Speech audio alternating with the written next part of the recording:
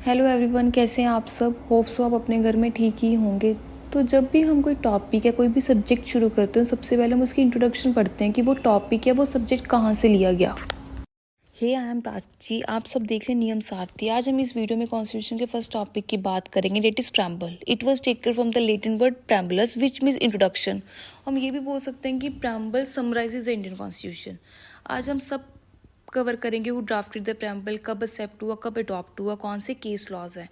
तो who drafted the preamble? It was drafted by Pandit Jawaharlal Nehru. Pandit Jawaharlal Nehru ने एक ड्राफ्ट पेश किया था कॉन्स्टिट्यूंट असेंबली को in the name of objective resolution. Objective resolution adopted on 13 December 1946. Preamble was accepted on 22nd Jan 1947.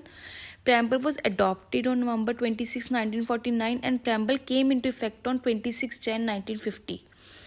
Preamble को अगर आप देखेंगे, it covers 4 parts of the constitution. First part is source and power of Indian constitution. Second, nature of constitution. Third, objective. Fourth, when it was adopted.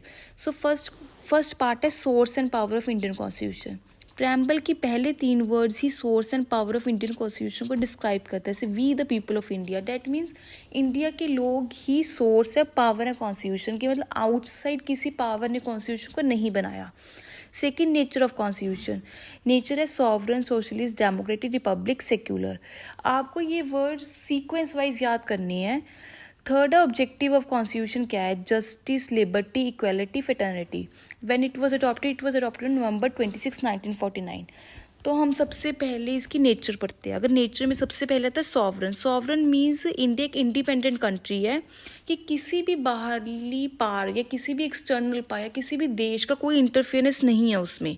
Second word है हमारा nature में socialist. Socialist was not, मतलब originally added नहीं था preamble में। It was amended bye 42nd amendment से ये add हुआ था। तो ये सोशलिस्ट वर्ड ना इंस्पायर्ड है theory of Mahatma Gandhi plus Jawaharlal Nehru की थ्योरी से। सोशलिस्ट का मतलब है वेलफेयर स्टेट। दैट मीन्स जैसे अनटचेबिलिटी होगी, अनइक्वालिटी होगी, इस टाइप की चीज़ों से ना सोसाइटी को ख़राब करती है चीज़ें, उनको ख़त्म करना। थर्ड हमारी नेचर है secular. Secular also added by 42nd amendment. Secular मतलब स्टेट का कोई रिलीजन नहीं है। अगर आप देखेंगे बहुत सारी कंट्रीज़ में ना कोई इंडिविजुअल भी अलग से, मतलब खुद से भी कोई रिलीजन प्रैक्टिस नहीं कर सकता।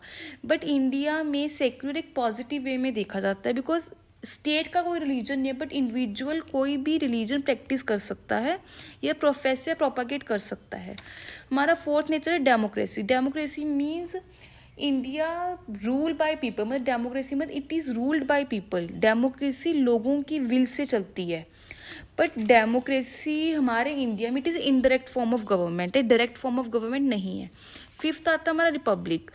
रिपब्लिक का मतलब ये है कि it is not hereditary. Means ऐसा नहीं है ना कि जैसे राजा का बेटा राजा नहीं, यहाँ पे हेड इलेक्ट होता है। जैसे रियल हेड हमारा पीएम है, nominated president, head of state elect होता है, ना कि हेरिडेटरी है जैसे राजा का बेटा राजा, ऐसा नहीं है, इट इज इलेक्टेड।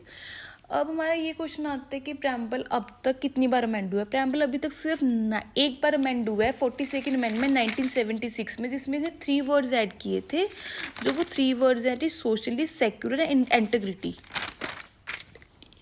तो उसके बाद हम लोग ये पढ़ेंगे कि प्रैम्बल को क्या अमेंड किया जा सकता है। अगर उसको अमेंड किया जा सकता है तो क्या है उसका बेसिक्स। तो first of all first question है कि प्रैम्बल को अमेंड किया जा सकता है बट उसके बेसिक फीचर को अमेंड नहीं किया जाता। It was held in Kesavananda Bharati versus Union of India 1973। But हम थोड़ा सा डिटेल में जाएंगे तो सबसे पहले तो प्रैम्बल को एक बार ही अमेंड किया है। सेकेंडली ना एक आर्टिकल 368 ऑफ कॉन्स्टिट्यूशन जिसमें पावर ऑफ पार्लियामेंट है कि वो कोई भी अमेंडमेंट कर सकते हैं कॉन्स्टिट्यूशन में। तो एक केस हुआ था रेबेरुवरी union versus exchange of enclave in 1960।